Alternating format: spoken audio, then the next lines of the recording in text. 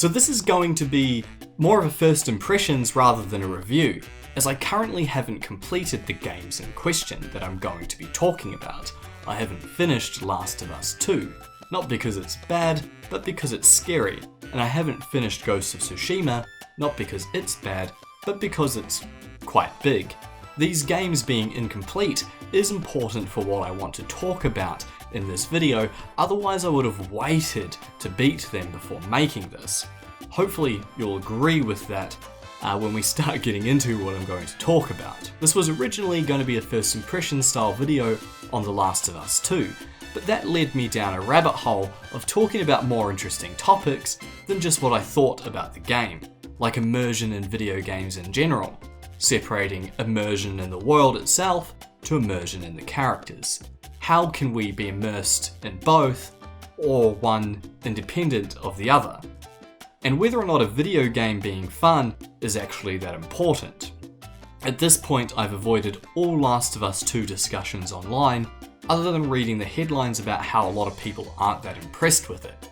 So I might cover some old ground. I might, or might not, have an opinion on it that is different from everybody else's. I am definitely, though, not hating it yet. For me, Last of Us 2 is effectively tense, and therefore difficult to complete at any speed. While I could play 2 or 3 hours of Ghost of Tsushima at a time, I am unable to play any longer than an hour or so of Last of Us 2 before my heart can't take it, before the game becomes too intense, before I get too scared. I can handle horror movies, but horror in games is a different beast due to the sense of immersion you get. The original Last of Us I played quite a few years after its release on my PS4 Pro. By then the game was showing its age, a generation old, but it still held up. Story beats hit true, like the opening section where Joel experiences the loss of his daughter, or the giraffe scene. While not visually astounding anymore, it still carried emotional resonance and weight that I really see in games today. In the original Last of Us, the set pieces that had me come up against infected mushroom zombies were adequately intense, slightly too intense for my liking, so I lowered the difficulty to allow myself to continue. If I continued on hard mode, this would not have been a game I would have been able to complete, at least not within a reasonable time frame. Not due to my incompetency, but due to how effective the game was during its horror sequences. On medium difficulty, the game became a relative breeze. While fighting humans, it was fairly easy and felt like any other third-person shooter. While tackling the zombies, it was still tense, yet achievable, without having an anxiety attack. I had, in lowering the difficulty, effectively muted the horror elements. I had dulled the experience. If this were a movie, it would be a bit like me opening the curtains and watching it during the day, or disabling my surround sound to make it more palatable. With The Last of Us 2, I haven't been able to mute the horror elements at all. Lowering the difficulty doesn't remove the realistic cries of the infected, it doesn't remove the creaks of the building I'm exploring, it doesn't remove the tense fear that the plot is going to put me and my companion in an even worse situation down the road. It just means that I can mess up a few times during combat and still have a chance to get through it without reloading. Lowering the difficulty doesn't remove the disturbingly realistic cries of the infected. It doesn't remove the creaks of the building I'm exploring. It doesn't remove the tense fear that the plot is going to put me and my companion in an even worse situation somewhere down the road. It just means that I can mess up a few more times during combat and still have a chance to get through it without having to reload. Reloading would be like if a movie made you watch a jump scare on repeat until you didn't jump. A horror game on a high difficulty makes you experience that scene over and over again, elongating the horror for those who aren't so great at the game, meaning those who are letting the horror get to them have demonstrably worse pacing than those who are good at the game. If you can't get past a section, you exist in that moment for far longer than what was intended. This is alright, I thought. It's just the infected mushroom zombies that are too scary. I can handle the people, right? I was quickly proven wrong here. The sections in which you come across human enemies are now somehow just as tense. They actively hunt you. Like the infected, you find yourself listening out for them as you are unable to see every direction they could come from. You might be focused on the guy hiding behind the cover in front of you, while his friend sneaks up behind you. I have yet to find a safe corner with cover that I can camp in and pick them off one by one. The enemies are constantly able to get behind me, even on light difficulty. I am being hunted, flanked and snuck up on. When I think there's only one enemy left, I am quickly reminded that there are more. When I hide behind cover to heal, they release the dogs. The combat is unrelenting. And just like the infected, when you kill them, you hear their realistic blood-curdling screams. A kill isn't satisfying, it is brutal. Rather than feeling a sense of completion, you feel bad. You can hear the other NPCs mourning the loss of their companion that you just slaughtered in front of them. The only relief, the only catharsis from the fight, is when Ellie announces that she thinks that's all of them. There's no satisfying musical cue to elate you for your success, no experience bar filling up. Your reward is simply not having to fight anymore. You are safe for just a little bit, until your next encounter. Even cutscenes are somewhat sporadic. In most games, a cutscene in itself acts as a satisfying reward for the accomplishments you have made thus far. A chance to sit the controller down and be safe. Yet here, they have, at least so far, been few and far between, meaning I have to survive multiple different encounters, explore multiple different creaky infected-filled buildings, before I have the catharsis of being removed from control of Ellie and can relax for a bit. You are no longer responsible for her plight, pain, and failure. The immersion this game offers with its sound design, visuals, story, pacing, and gameplay is to me on the level of Red Dead Redemption 2. I am completely lost in its world and emotionally in tune with the protagonist. My brain's ability to forget that The Last of Us 2 is a video game is particularly high. When I'm playing, I am in that world entirely. I am in Ellie's head, even on easy mode with the lights on. What creates immersion in a video game world is relatively difficult to define. I have a relatively simple formula to gauge how well a game immerses me in its world, or at least when the immersion is broken, and that is time to podcast. How long can I play a game before I feel like I have to put a podcast or a YouTube video on to enjoy it? How long can the sound design, story, characters and gameplay engage me fully before I want to have something else playing in the background? This want to listen to a podcast pinpoints the moment that my immersion in a video game breaks.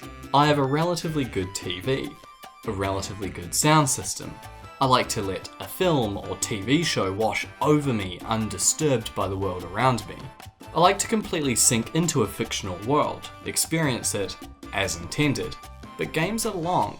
They're sometimes a medium that can be bloated with filler. Holding onto someone's attention so fully can even be difficult in film, and they're only an hour and a half long. How can you have someone immersed for 20 hours or 40 hours? If a game tempts me into listening to something else while playing, the immersion is lost. I might pause the podcast while a character is speaking to hear the context or story of what I'm doing. Some games I might just put it on for periods of grinding to level up or get collectibles, or maybe even just to fill the silence while exploring, as though Arthur Morgan and Red Dead's horse had a radio hooked up to modern day YouTube channels. But inevitably the podcast or video becomes more important. I start to avoid story missions just so I don't have to pause my podcast. I might question whether I really need to pause it at all. Do I need to hear the quest giver for a side quest rattle on about the herbs that they need to heal their grandfather? It doesn't matter what he says, just that the waypoint will appear on my map. Eventually I start skipping the side quest's dialogue completely. I've gone from being so immersed that I'm reading all the little notes scattered across the world, listening to every character's story, to skipping it so that my podcast doesn't skip a beat. While listening to a podcast, the mechanics of the game start to become all too clear. Talk to the NPC, hop on my horse, ride to the waypoint, return, clear a fort, find a collectible, repeat. The trappings that once made this game feel like a living and breathing world dissolve. all story context is removed, it is now just me checking things off on a checklist. You can blame me for this. I am, after all, the person who pressed play on the podcast to begin with. But it is always a direct result of the game losing its hold over me. Its ability to keep me engaged has been forever lost. You could consider this impatience, a millennial mindset unable to commit to one thing at a time in the world of smartphones and distractions. Yet, I played the entirety of Red Dead 2 without wanting to pick up a podcast. Remember, that was a slow, methodical game, yet it kept my attention and immersion the whole way through. I would walk Arthur down a stream finding birds to add to the compendium, not because the game told me to, or even rewarded me for doing so, but because I felt like this is what Arthur would rather be doing. It was what I would rather be doing, knowing deep down that the next heist I'll undertake will likely lead to more pain than gain. Ghosts of Tsushima is a recent example of a game where the time to podcast for me has been somewhat quicker than I'd have liked. A beautiful looking world, at least in its lighting and colours, a somewhat engaging story in its main quest, perhaps not its side quests, and a beautiful soundscape, at least until my controller starts making tinny wind sounds. It seems like a game that could immerse me, the same way that Red Dead did or Witcher 3. I could imagine myself as Jin, the samurai, exploring Tsushima. The heightened lighting in the game is awesome and helps me ignore some of the less visually engaging elements of the game, like the ground that looks a little bit more like flat brown mush rather than a path or mud.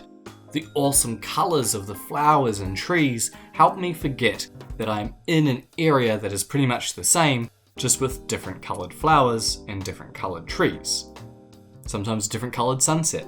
But Ghost of Tsushima's janky seams eventually start to show. It started to remind my brain that I was playing a video game far too often to be immersed. Riding up to a quest giver, I'd accidentally ram into them, assuming the conversation would trigger by being in their presence. I'd awkwardly hop off my horse, navigate around them, and start speaking to them. Even in the main quest itself, it never flowed fluidly. I'd have to stop, get it in the right position to start the conversation, while they stood there statically, waiting for my button input, making the NPCs in the world nothing but fleshy waypoints. Parts of the world, while coloured differently by the hue of the light or sometimes colours of the leaves, started to feel repetitive far quicker than I anticipated. The wind leads me to my goal, but only vaguely. As soon as I'm in the area, a symbol pops up alerting me to exactly where I need to be. The wind mechanic, while a stylish departure from the traditional waypoint system, becomes essentially the same as an arrow on the minimap. I don't need to explore to find what I need. I can follow the wind blindly until a symbol pops up, telling me exactly where I need to be, exactly who I need to speak to, and what I should pay attention to. I'm not feeling a sense of finding anything on my own here. This isn't like Breath of the Wild, where when you spot something unusual, you stop and wonder if there is something there. Before working out that you can interact with it in some way, the subtle clue in the environment is actually a puzzle that you can just as easily erode past. You feel like you've achieved something for noticing something out of place, for figuring it out yourself. Ghosts of Tsushima isn't that. You just find the tree, follow the fox, click the button, and you're done. There is no thinking required. I'm no longer looking for interesting things on the horizon to explore, I just follow where the fox goes. Or I check my map, which reveals to me all of the points of interest that were there just out of view during my travels. The main quest is highlighted on the other side of the map. It's a symbol way into the distance. The question of what joy and wonder I might discover along the way to getting to this quest is replaced with the knowledge that from A to B I will pass forts, trees, foxes, just a series of checklists to tick off if I want any sense of completion. This isn't Breath of the Wild or even Fallout 3, where a structure on the horizon beckons me to explore it, to find out what it has to offer. An interesting piece of lore, a cool item or upgrade, This is now a Ubisoft-style minimap filled with markers. My hope for mystery of character development or an engaging story wanes. I am no longer immersed in its world. But does that even matter? This isn't a game on the same level as Red Dead 2 or The Last of Us 2. It isn't a sequel to a massive game that's had a lot of money funneled into its development. It is a new game with somewhat new ideas that could and likely will grow to much more in its sequels. I shouldn't expect the same finely crafted experience as I get in those other games, even although I paid the same price for it. But I am still drawn to it. Even with The Last of Us 2 sitting incomplete in my PS4's hard drive, I still choose to beat up Ghost of Tsushima quite often instead. I'm going to make a conscious effort to re-immerse myself into the world of Ghost of Tsushima. I'm going to start beelining to some of the main quests to get Jin's story underway. I'm going to ignore the map icons and find collectibles as the foxes and birds appear organically. But inevitably, the map will fill with icons. The completionist in me will want to tick them off one by one. The pull of these mundane tasks will force me out of any immersion that the world has regained. Where in The Last of Us 2, I need to be immersed to get through it. I need to hear when an enemy is near, lest I stumble upon them unprepared. Any time wandering around the world is filled with the chatter of characters that keep me engaged in the story. The visuals and detail keep me intrigued while exploring. The notes to read, details in the environment to take note of, all tell stories that give me an idea about what this place once was that puts me in Ellie's shoes. There is no point in which this cleverly crafted immersion is broken. There are no gaps in which a podcast needs to fill to keep me entertained. But as I said at the start, I can play multiple hours of Ghosts of Tsushima at once in significantly less time on The Last of Us 2. One experience is video gamey fun, simple and somewhat relaxing, while the other is tension-filled and difficult. The question then is it fun? When it comes to films, that isn't really a requirement for me to enjoy the experience. A film can make me feel sad, it can make me feel elated with joy, it can make me feel scared or just uneasy. There is a catharsis in feeling these things while distanced from them. Releasing pent-up emotions can be helpful. Being scared while at the same time knowing you are completely safe, listening to a sad song, can help cleanse you of your sadness by allowing you to feel it. It can make you feel happy as a result. You can cleanse yourself of built-up anger and frustration by playing a competitive multiplayer game or watching sports. After expressing that emotion, you can begin to move on from it. In turn, when something like The Last of Us 2 provides a positive beat after pushing us through so many moments of heightened tension, that emotional beat, that happy moment is heightened. I wouldn't feel anywhere near as much emotion when Ellie reminisces of Joel's time with her at the museum if I hadn't felt like I'd been through everything that she had. Her dream is to escape the planet that caused her so much pain and suffering. Climbing into the spaceship with Joel, she got to dream of escaping the traumatic life she has had. Seeing her have a dream that the audience and even she knows is futile is heartbreaking. But in seeing her imagine it, it is also heartwarming. A well-crafted story can help us escape our life. It can help us dream. And this scene shows us the importance of that. Yes, we will never be that person in that fictional world that we are immersed in. The same as Ellie will never go to space. But when we are immersed in that idea, like Ellie, we can be taken away for just a moment. After experiencing the horrors that these characters have had to endure, I feel as though I am in this world with them. When they have a moment of respite, I too revel in it because I'm experiencing the same thing. There are not many games that can put you directly inside the protagonist's mindset, so that you can feel what the protagonist feels, in the same way that you can in some films. Red Dead 2 comes to mind, even The Witcher 3, but outside of those games the examples are few and far between. Games where you can feel what the protagonist is feeling. It is hard to quantify and in some ways even hard to talk about. It relies on your tacit knowledge of the experience more than quantifiable fact.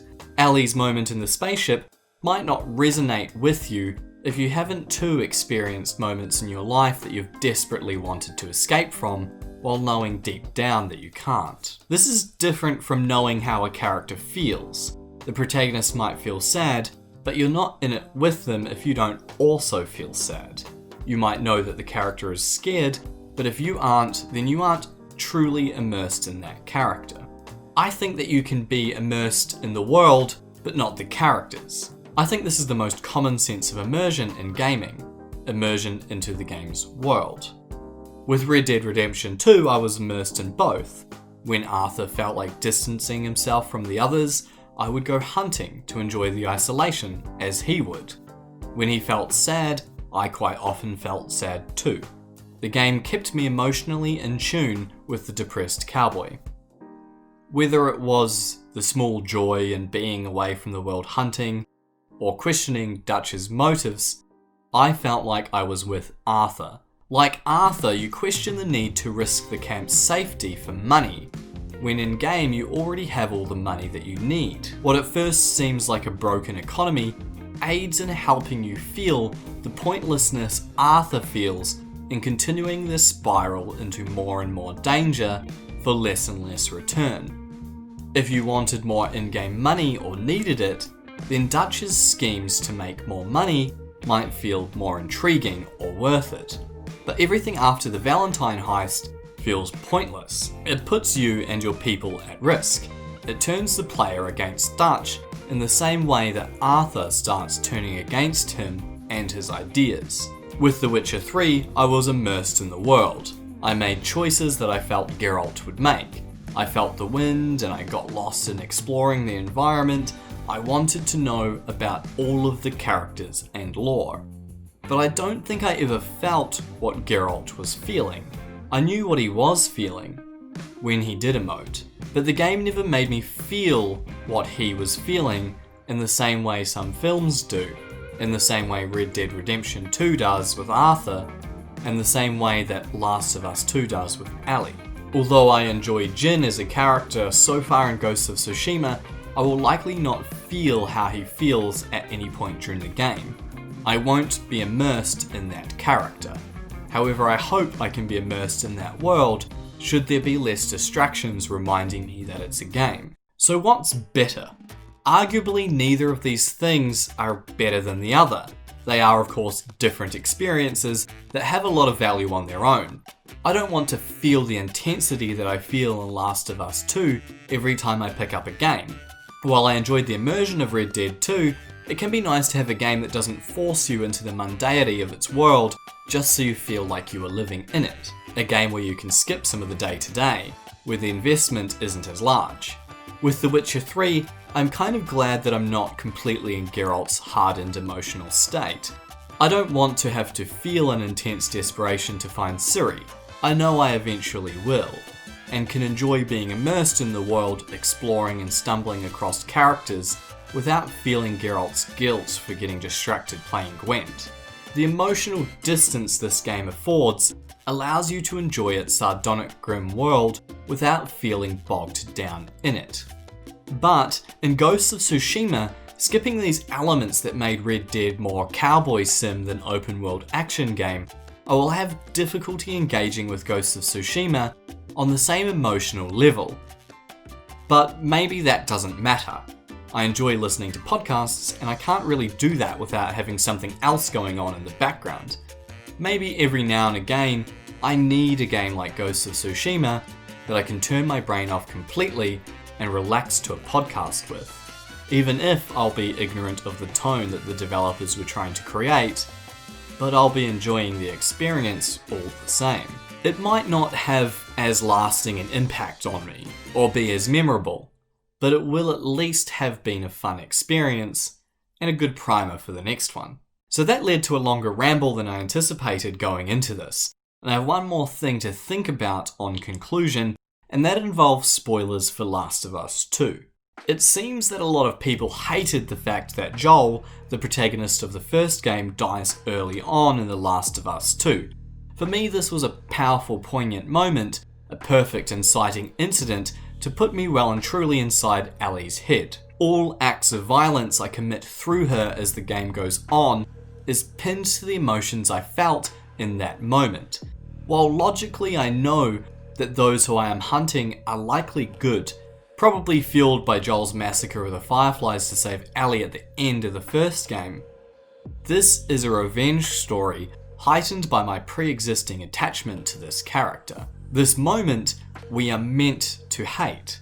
We are meant to feel horror in what has taken place, similar to that of the Red Wedding in Game of Thrones.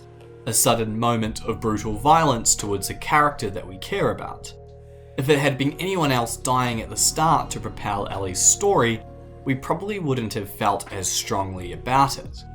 This loss also heightens our fear of losing Ellie's companion and lover, Dina, later in the game. Does hating this moment make the game bad, or does it just make it more effective?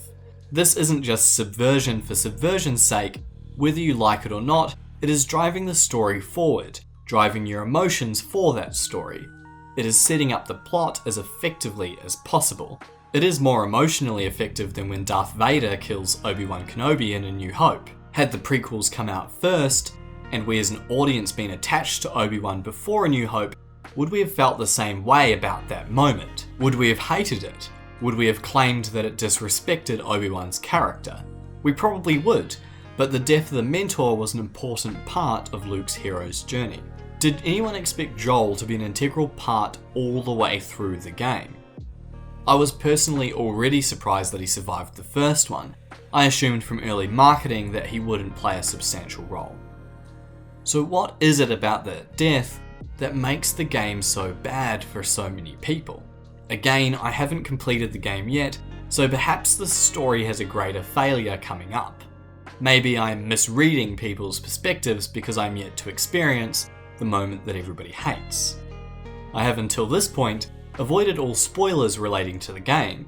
If I come across anything that really irks me and stands out as an affront to storytelling, I'll definitely make another video, but for now, I think that The Last of Us 2 is a fantastic achievement in video game storytelling, even if I struggle to play it.